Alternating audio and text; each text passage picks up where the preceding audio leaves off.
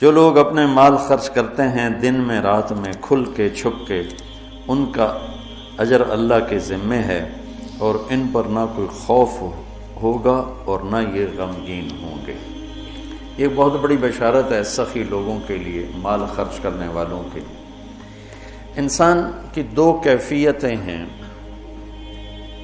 آنے والے وقت میں کوئی مصیبت نظر آ رہی ہے، اس سے جو کیفیت پیدا ہوتی ہے اس کو خوف کہتے ہیں۔ گزری ہوئی مصیبتیں اور مشکلیں اور پریشانیوں پر جب کوئی خیال آتا ہے اور ایک کیفیت بنتی ہے، اسے حزن کہتے ہیں، غم کہتے ہیں۔ تو اللہ تعالیٰ مال ہم کیوں نہیں خرچ کرتے کہ وہ بڑے دکھ دیکھے ہیں، اب تو دولت ہاتھ میں آئی ہے، اب اس کو لٹا دیں گے تو آگے کل کو ہمارے بچوں کا کیا بنے گا۔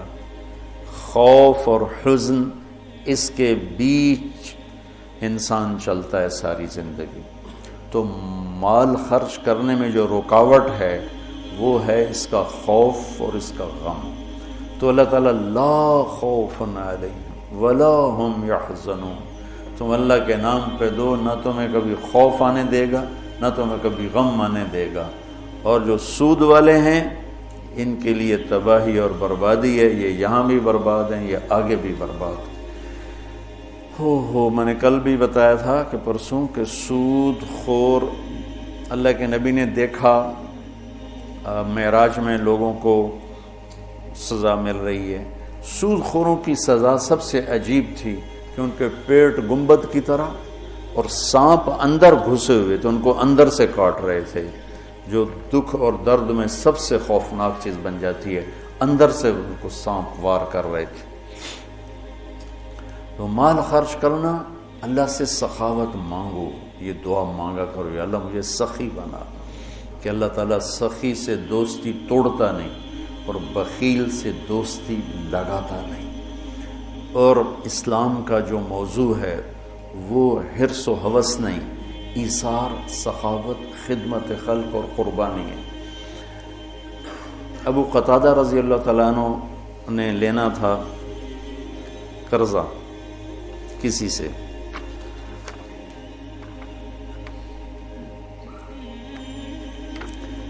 وہ لینے ان کے گھر پہنچے، وہ گھر چھپ گیا، تو باہر کھڑے ہو گئے، انہیں زور زور سے آواز دی، باہر نکل، مجھے پتہ ہے تو اندر ہے۔ وہ نکل نہیں رہے تھے کہ مانگے گا، میرے پاس ہے نہیں۔ جب انہوں نے بہت اصرار کیا تو باہر آ گیا، تو آپ نے فرمایا کیوں چھپ رہا ہے مجھ سے؟ کہ میں تنگ دست ہوں، ادا نہیں کر سکتا۔ تو ابو قتادہ رونے لگے اور فرمایا جاؤ، معاف کیا۔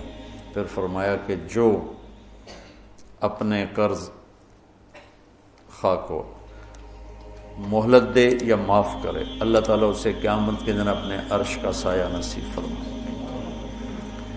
اور ایک عجب حدیث ہے کہ اللہ کے نبی نے فرمایا بنی اسرائیل میں ایک شخص تھا، وہ اللہ کے سامنے پیش کیا گیا، تو اللہ نے پوچھا کیا لائے ہو؟ اس نے کہا تیرے لیے کچھ بھی نہیں لایا۔ پھر اللہ نے پوچھا کیا لائے ہو؟ کہ یا اللہ ایک رائی کے دانے کے برابر میں تیرے لیے کچھ بھی نہیں لایا۔ اللہ نے پھر تیسری دفعہ پوچھا کچھ تو سوچو کیا لائے ہو؟ کہنے لگا کچھ بھی نہیں لایا۔ پھر کہنے لگا ایک بات ہے اگر تیری بارگاہ میں کہ اس کی قیمت ہے تو۔ اللہ کو تو سارا پتا تھا۔ اللہ نے پوچھا کیا؟ کہنے لگا تو نے مجھے مال دیا تھا تو میں تجارت کرتا تھا، لوگوں کو مال اٹھواتا تھا، جو پیسے نہیں دیتا تھا اور دے سکتا تھا تو میں اسے تنگ نہیں کرتا تھا کہ پیمنٹ پہنچاؤ، میں اسے مہلت دیے رکھتا تھا، جب دے ٹھیک، اور جو تنگ دست ہو جاتا تھا، کوئی نقصان ہو جاتا تھا تو میں کہتا تھا چلو اس کو معافی کر دو۔ تو اس پر اللہ تعالیٰ نے فرمایا تو میرے جیسا بننا چاہتا ہے؟ یہ تو میری صفت ہے کہ میں اپنے بندوں کو معاف کرتا ہوں، مہلت دیتا ہوں، چل بس اسی پر تجھے جنت کا فیصلہ. نہ نماز، نہ روزہ، نہ حج، نہ زکوٰۃ، نہ ذکر، نہ تلاوت، کچھ بھی نہیں، صرف اللہ کے بندوں کے ساتھ. اب یہ مزاج شریعت ہے. اور سود کیا ہے کہ اگلے کا خون نچوڑ لو، اس کی رگوں میں جو بہتے والا خون ہے وہ بھی نکال. تو سود خود غرضی، حرص و ہوس اور لالچ کی بنیاد پر ہے، اور اسلام ایثار، قربانی کی بنیاد پر ہے.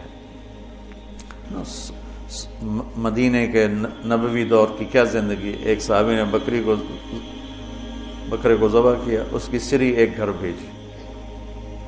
اس نے کہا ہمارا تو آج کی روٹی ہے، اس کو دے دو. وہ اس کے گھر چلی گئی.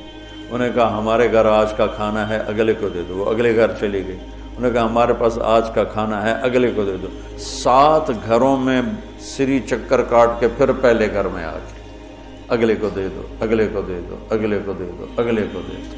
یہ اسلام کا ذوق ہے اور مزاج ہے.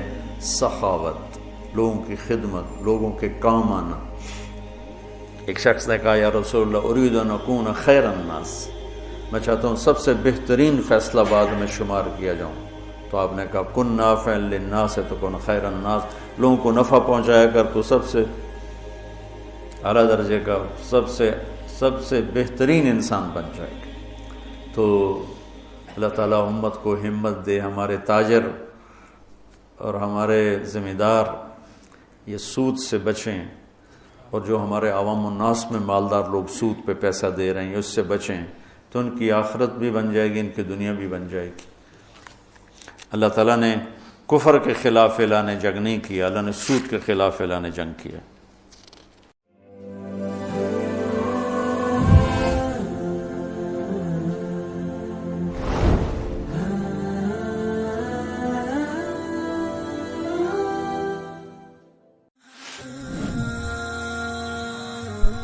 آئے مل کر بھوک مٹائیں، بجھے ہوئے چولہے پھر سے جلائیں. غذائی قلت کے شکار ہزاروں افراد آپ کی مدد کے منتظر ہیں. آگے بڑھیں اور ان کی امید بنیں. اپنے صدقات اور عطیات NTJ فاؤنڈیشن تک پہنچائیں.